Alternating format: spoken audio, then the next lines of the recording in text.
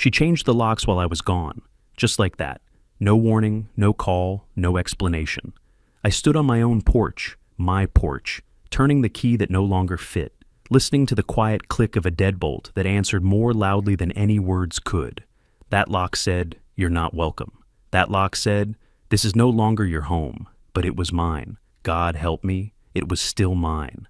The name's George Patterson, 62 years old, and I built this house with my own hands 35 years ago when Patricia and I were newlyweds. Never thought I'd be locked out of it by my own family. The air was colder than I expected for late April. I'd only taken a weekend trip to visit my buddy Carl Henderson down in Springfield. He'd been having a rough time since his wife passed, needed someone to talk to over a few beers, and maybe help him fix that leaky faucet he'd been putting off.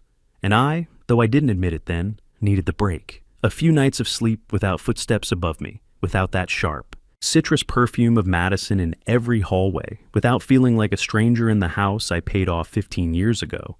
I'd called before I left. I'd left a note on the kitchen counter too. Back Sunday by noon. Take care. Gee, nothing dramatic. Just what a person says when he assumes he's still considered family. Still has a place at the table. Still owns the walls around him. I tried the key again. Same result. At first, I thought maybe there'd been a break-in. Maybe someone had changed the lock for safety. But then I noticed the tiny white sticker near the handle, barely visible in the morning light. Seculock Installations. Friday, 3:15 p.m. Friday, the day after I left. Not even a full 24 hours. I pressed the doorbell and waited. Nothing. Knocked, then rang again. Still nothing. My workshop in the garage, visible through the side window, looked untouched. The old Delta table saw Patricia always said was too loud. My collection of hand planes lined up on the pegboard like soldiers. The half-finished jewelry box I'd been making for Helen Rodriguez's granddaughter, all exactly where I'd left them. The dent in my mailbox from where Danny hit it with a baseball bat in 1995 was still there. The welcome mat, crooked and muddy, still read, "Home Sweet Home." Home. I took a step back, looked at the windows, curtains closed, silence inside. I checked my phone. No missed calls, no messages.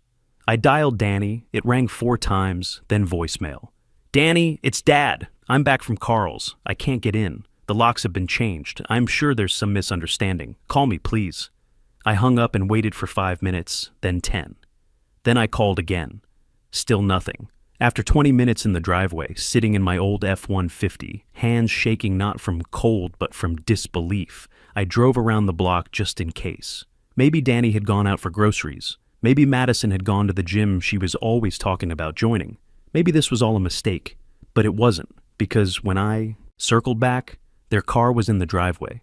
The sleek black Accord I'd helped them with the down payment when Danny got laid off 2 years ago. Parked neatly on the same driveway Patricia and I poured, with our own sweat the summer after we paid off the mortgage. I got out again, knocked again, rang again. Nothing. It was then, standing there in the wind, that it hit me. Not all at once, not like a slap, but like cold water slowly creeping into your bones. This wasn't an accident. This was a decision. A boundary drawn by someone else in a house that was still legally and spiritually mine. I didn't cry. I wish I could tell you I did. That it all poured out in one clean, healing sob. But no. I stood still, let the hurt settle quietly like dust, and got back in my truck. I parked 2 blocks down. I didn't know where else to go. Carl was 2 hours away. I didn't want to explain it yet. I didn't want anyone's voice telling me, "You have to fight this," or worse. I told you they'd try something. Like this. I needed time to think. That evening, I slept in the truck, or tried to.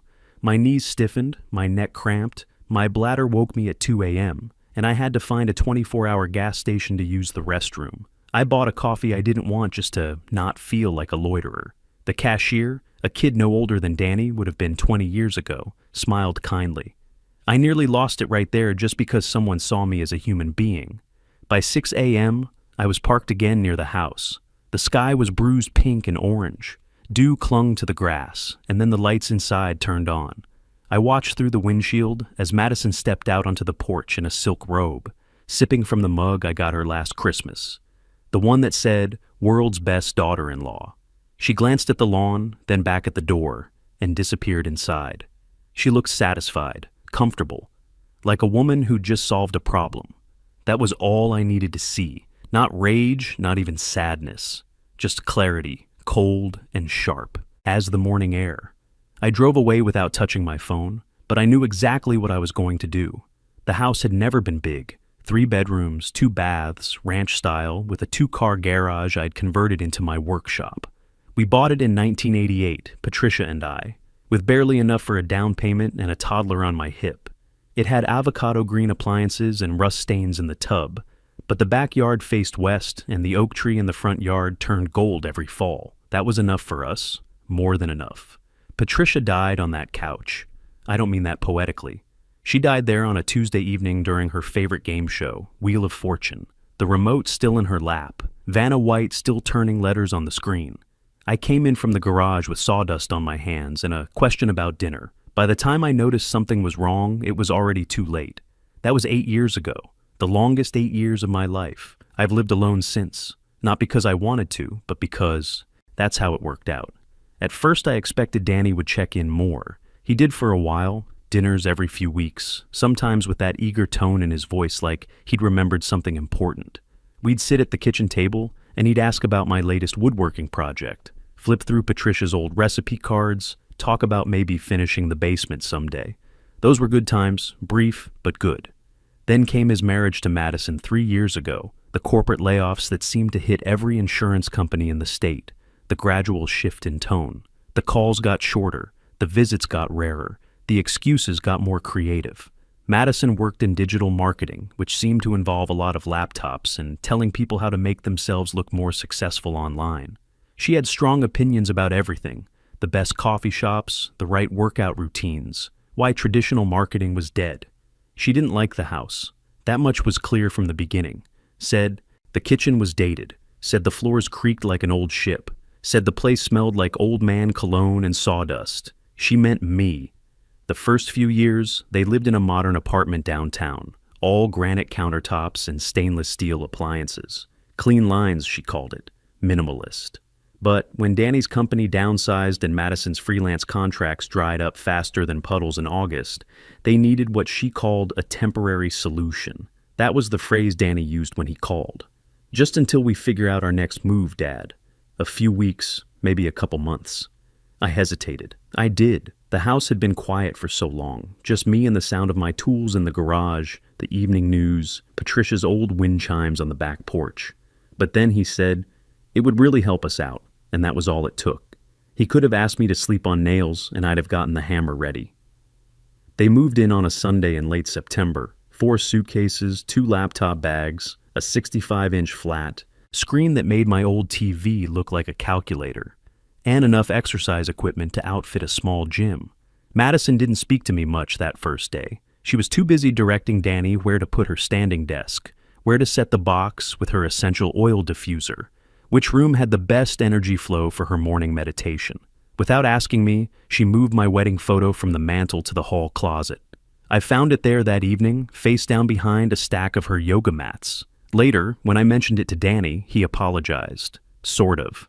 She's just trying to make it feel livable, he said, scratching the back of his neck like he used to do as a kid when he knew he was in trouble. It was already livable, I said. He smiled tightly. Yeah, but, modern. Updated. That was the start. In the first week, they rearranged the living room. My recliner, the one with Patricia's reading pillow still tucked in the corner, suddenly appeared in the garage next to my workbench. Better flow, Madison explained when I asked. In the second week, they replaced my coffee maker with some fancy machine that sounded like a jet engine and required special pods that cost more per cup than I used to spend on a whole can of Folgers. By the third week, I no longer kept regular coffee in the kitchen because Madison was trying to reduce caffeine and said the smell bothered her morning routine. I began to feel like a tenant in my own house. No, not even a tenant. A guest who'd overstayed his welcome and was too polite to leave. She called me George, not Dad, not even Mr. Patterson, just George, like I was the neighbor who let his dog bark too long or forgot to bring in his trash cans. When I brought it up to Danny, he waved it off. She's not big on formality, Dad. You know how young people are these days. It's not formality, I said. It's family. But the truth was, I'd let them stay. I'd made space. I'd cooked meals they picked at, claiming they were too heavy or not, aligned with their wellness goals. I'd cleaned up after them, turned down the thermostat because Madison got migraines from dry heat, stopped using my table saw in the evenings because she needed quiet time for her online yoga videos. I thought maybe, just maybe, this would bring Danny closer, that we'd find a rhythm, like roommates who actually liked each other. Instead, I just found myself tiptoeing from room to room, carrying my quiet like a tray I was scared to drop. I remember the night I overheard them talking in the kitchen. I'd been in the garage, sanding the jewelry box for Helen's granddaughter, when I came in for a glass of water. "He keeps leaving sawdust on his clothes," Madison whispered. "It gets everywhere. It's like living with a construction site."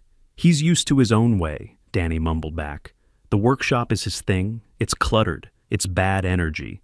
And that smell from the stain and varnish, it gives me headaches. He's trying to be considerate. He only works out there during the day now." "Well, trying's not enough. This is supposed to be temporary, remember?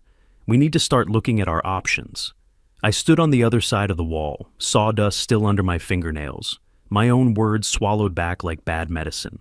Options, like I was a problem to be solved instead of the man who'd raised the boys she married. I didn't sleep much after that, but still, I stayed. I thought it was temporary, that soon they'd find their next apartment, move on, thank me for my help. And I'd get my home back. The one where I could watch my shows without headphones and leave my newspaper on the kitchen table without someone folding it and putting it in a basket labeled reading materials. But time passed. October became November. November became December. Nothing changed except the temperature and Madison's growing list of improvements the house needed. The kitchen needed updating. The bathroom needed modern fixtures. The garage workshop was taking up valuable space that could be converted into a home office or yoga studio. And then came Carl's call in April. His wife had passed the previous fall, and he'd been struggling. Couldn't sleep, couldn't eat, spent most days staring at old photos and wondering what he was supposed to do with the rest of his time. "Would you come for a few days?" he asked, voice barely above a whisper. "I could use the company. Maybe you could help me figure out this insurance paperwork Sarah always handled." I looked at the calendar on my kitchen wall, the one Patricia used to mark doctor appointments and Danny's school events in her careful handwriting. I looked at the guest towels Madison had replaced with better ones that nobody was allowed to actually use. I looked at the way my favorite coffee mug had been relegated to the back of the cabinet behind her collection of herbal teas. "Of course," I said. "I'll drive down Friday morning." I left at 9 a.m. sharp, after making sure the house was tidy and there. It was food in the refrigerator. I even left a note with Carl's phone number, just in case. "Back Sunday by noon. Take care. G. Simple, clear, no drama." Carl's place was a mess. Not dirty, just lost. Like a man who'd forgotten how to live for himself. We spent Friday sorting through insurance papers and bank statements. Saturday, we fixed his leaky kitchen faucet and organized his workshop. He had good tools, but hadn't touched them since Sarah died. We talked about our wives, about getting older, about how quiet houses get when the people who filled them with laughter are gone. Saturday evening, we sat on his back porch with a couple of beers, watching the sun set behind his neighbor's barn. "You're lucky, George," he said, having Danny close by, having family. I almost laughed, almost told him about the eggshells I walked on, about how I'd become a stranger in my own house. But I didn't. Carl had enough problems without hearing mine. Sunday morning, I helped him install a new shower head he'd been putting off, had one more cup of coffee, and hit the road. The drive back was peaceful. Spring was finally showing up, trees budding, daffodils poking through the mulch, that clean smell in the air that makes you think about starting over. I pulled into my driveway at 11:47 a.m., 13 minutes early. Their car was there, Danny's Accord parked in its usual spot. Everything looked normal from the outside. The grass needed cutting, but that could wait until afternoon. I grabbed my overnight bag from the passenger seat and walked up to the front door, already thinking about lunch and maybe getting some work done on Helen's jewelry box. That's when I discovered what they'd done. The key didn't fit, not even close. I tried it again, thinking maybe I was tired from the drive, maybe I wasn't paying attention. But no. The lock was different, newer, shinier, wrong. For a moment, I just stood there, key in hand, trying to process what I was seeing. Then I noticed the Sticker, Seculock Installations, Friday, 3:15 p.m., the day I left. They hadn't wasted any time. I pressed the doorbell. Nothing. Knocked, then rang again. Still nothing, but I could hear them in there. The TV was on, some cooking show Madison liked to watch. I could hear her laugh at something, that sharp sound that always reminded me of breaking glass. I walked around the house, checking windows, looking for any sign they might acknowledge me. The curtains were drawn tight. In the back, I could see through the kitchen window. Danny was making coffee with that expensive machine. Madison was at the table with her laptop, probably working on one of her social media campaigns. Neither of them looked up when I tapped on the glass. I stood in my own backyard, looking at my own house, and felt something I'd never felt before. Not anger, not sadness, but something colder. Recognition. This wasn't a mistake or a miscommunication. This was a decision, a calculated move to remove me from my own life. I tried calling Danny, straight to voicemail. "Danny, it's Dad. I'm back from Carl's. I can't get in.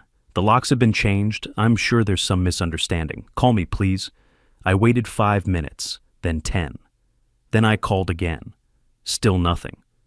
That's when I saw Madison through the kitchen window, phone in hand, looking right at me. She said something to Danny, pointed in my direction. He glanced over, then deliberately turned away. She smiled and went back to her laptop. They knew I was out there. They knew I couldn't get in. And they didn't care. That's when the cold recognition became something else. Something sharper. Something that would cost them more than they bargained for. The locksmith's name was Lenny Foster, and he used to fix our screen doors back when Danny was in Little League. Short man, always wore a Cardinals cap and smelled like cigarettes even after he quit. Patricia liked him, said he charged fair and never asked unnecessary questions. That's exactly what I needed. I found his number in my old address book, the one Patricia kept in the kitchen drawer with the good pens and spare batteries. I didn't think he still worked. I certainly didn't expect him to pick up at 6 a.m. on a Monday morning, but he did. Foster Locks. "Hi, it's George Patterson. You used to work on our place on Maple Street, fixed our back door about 10 years ago." Silence, then a warm chuckle. "Well, I'll be. How's Patricia? Gone 8 years now." He went quiet a moment. "Sorry to hear that. She was a good one. Made the best iced tea in the neighborhood. She did. Listen, Lenny, I need locks changed." He didn't ask why, just asked when. "Today," I said. "Early. Before 8 a.m., if possible. I'll be there at 7 sharp." I gave him the address. I didn't say my house. I didn't have to. I parked 3 blocks away and walked up just before 7. The morning air was crisp, clean. My knees ached like they always did when the weather changed. But I stood tall. This was my property, my home, my life. Time to remember that. Lenny was already waiting by the porch, toolbox in hand, looking at the shiny new lock like he was studying a puzzle. "Looks different," he said. "Not your style." "It's not," I replied. He didn't smile, just went to work.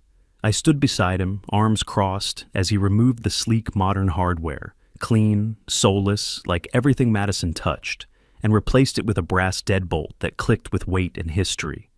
When he was done, he handed me 2 new keys. "You want a third?" "No, 2's enough." He packed up his tools, then looked at me with something between curiosity and respect. "You all right, George?" I met his eyes. "I am now." At 7:32 a.m., I opened the front door to my own house and stepped inside. It smelled different. Lavender detergent, something floral and expensive. My family photos were still missing from the mantel. Patricia's Afghan was folded neatly on the armchair, as if it had been placed there just for decoration. Not for warmth, but the floor still creaked under my step. The clock above the fridge still ticked half a beat too slow. The morning sun still lit the east wall of the kitchen like a quiet promise. I went into the master bedroom. They'd changed everything. My quilt was gone, replaced with something white and sterile. My blinds were gone, replaced with blackout curtains. A diffuser sat on Patricia's nightstand, puffing out lavender mist. I unplugged it. Then I went to the closet. My clothes were boxed, labeled seasonal, garage. I carried each box back to the bedroom. It took an hour to set things back as they were. Not perfectly, just enough to reclaim what was mine. Then I turned to the guest room. Madison's shoes lined the baseboard like expensive soldiers. Her suitcases, leather with gold hardware, sat at the foot of the bed. Her silk robe hung on the door like a flag of conquest. One by one, I carried everything out to the lawn. Not thrown, not dumped, placed carefully, folded, where needed, lined up neatly along the edge of the porch like items at a yard sale. Her yoga equipment, her essential oils, her collection of self-help books about manifesting abundance. All of it sitting in the morning dew. By the time I finished, the sun was higher in the sky. Mrs. Wilson from next door was walking her dog. She slowed, eyebrows raised, then waved. I waved back. I went inside and brewed coffee. My coffee from the can I'd hidden behind the cereal boxes. I sat in the kitchen, steam rising from Patricia's favorite mug, and waited. At 9:11 a.m., the doorknob rattled. Then came the knock, sharp, impatient. "George!" Madison's voice was high, strained. "There's something wrong with the lock." I sipped my coffee. More knocking, harder now. "George, open the door. Why are my things on the lawn?" I didn't move. Then came the voice I'd once lived for. "Dad! Dad, are you inside?" I stood, walked to the door, and opened it. Danny's face was pale. Madison's was red with embarrassment and rage. I looked at them both, then down at the bags. "They're not on the lawn," I said quietly. "They're on my lawn." "George," Madison started, "this is completely uncalled for." I looked at her, long and steady. "So is changing the locks on someone else's house." "It was a misunderstanding," Danny said quickly. "No," I said, "it wasn't." He stopped, looked at me like he was seeing something new. "You locked me out of my home," I said. "You didn't call. You didn't warn me. You left me to sleep in my truck like a homeless man." Silence.